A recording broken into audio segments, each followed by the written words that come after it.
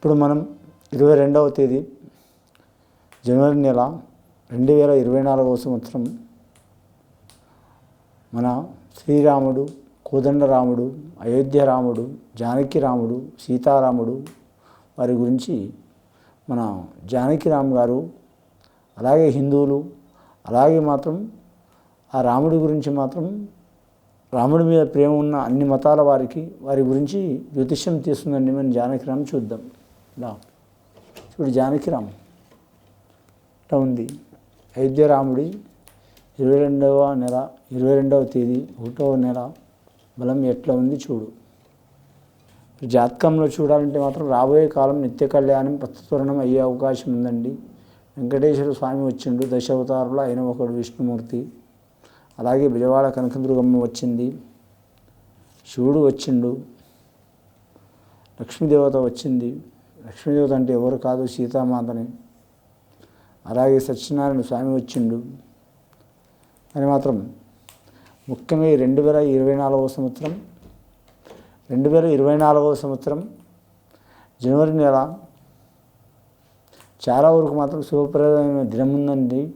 దేశవ్యాప్తంగా ప్రపంచవ్యాప్తంగా మాత్రం మన ప్రాచీన కాలం నుంచి హిందూ ధర్మశాస్త్ర ప్రకారం మాత్రం కానీ మాత్రం ఇంకా మనకు దీపావళి మాత్రం సంవత్సరానికి ఒకసారి వస్తుందండి. అది నవంబర్ అక్టోబర్ నెలలో వస్తుంది, కార్తీక మాసంలో వస్తుంది.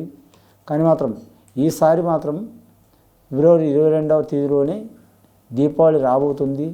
ప్రతి హిందువులు బాలలు కావచ్చు, పిల్లలు కావచ్చు, పెద్దలు కావచ్చు, స్త్రీలు కావచ్చు, పురుషులు కావచ్చు దీపావళి పండుగ చేసుకోవాలని మనస్ఫూర్తిగా కోరుకుంటున్నా.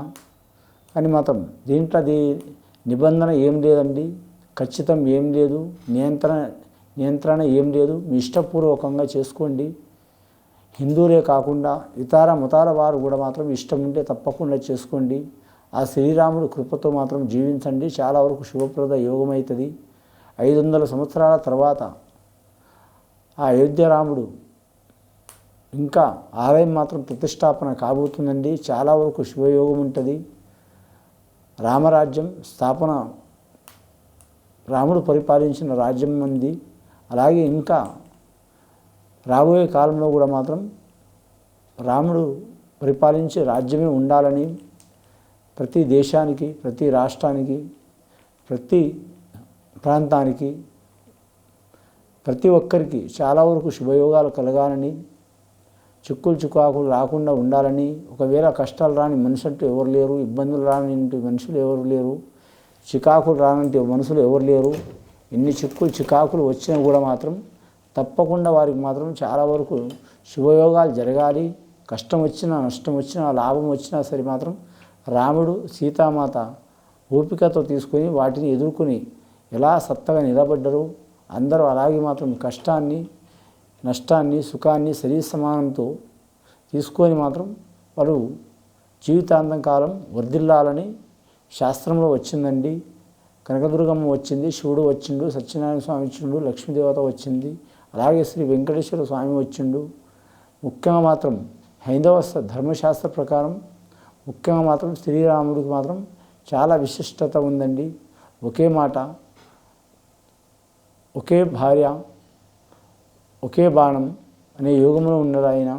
అలాగే మాత్రం వారి గురించి చెప్పాలంటే ఇంకా చాలా విశేషాలు ఉన్నాయండి. కానీ మాత్రం ముఖ్యంగా మాత్రం ధర్మాన్ని మాత్రం ఎక్కడ వదిలేదు. ఆయన ధర్మ ప్రకారం నడిచిండు. ఎవ్వరి మాట అయినా సరే మాత్రం నమ్మిండు. ఆయన చిన్నవారిది కానీ పెద్దవారిది కానీ.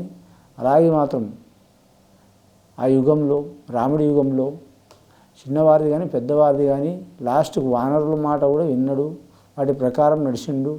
అలాగే మాత్రం వారి తల్లి లాంటిది పినతల్లి మాట కూడా విన్నాడు. అలాగే తండ్రి మాట విన్నాడు.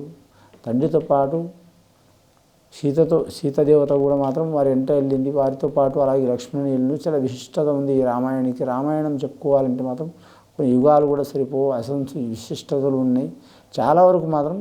ఇప్పుడు రాబోయే కాలం మాత్రం 22వ తేదీ మాత్రం చాలా వరకు శుభప్రదమైన దినం ఉంది హిందువులకు. అలాగే హైందవ ధర్మం నమ్మేవారికి, అలాగే హైందవ ధర్మం గురించి మాత్రం కొలిచేవారికి ఆ రోజు దీపావళి పండుగ చేసుకోవాలని హిందూ ఛానల్ తరపు నుంచి ప్రేక్షకుల తరపు నుంచి హిందూ ఛానల్ తరపు నుంచి ప్రేక్షకులకు అలాగే హైందవులకు హిందువులకు అభిమానులకు తప్పకుండా చేయాలని నా విన్నపం అండి. చేస్తే చాలా వరకు శుభ ఫలితాలు కలిగే యోగం ఉన్నది. 2024వ సంవత్సరం నుంచి పడితే మాత్రం 2054 సంవత్సరాల వరకు 30 సంవత్సరాలు చాలా వరకు విశిష్టత కలిగే అవకాశం ఉందండి. ఇది విని చూసి ఆచరించే వారికి మంచి ఫలితాలు వస్తాయండి. శుభం భూయాత్.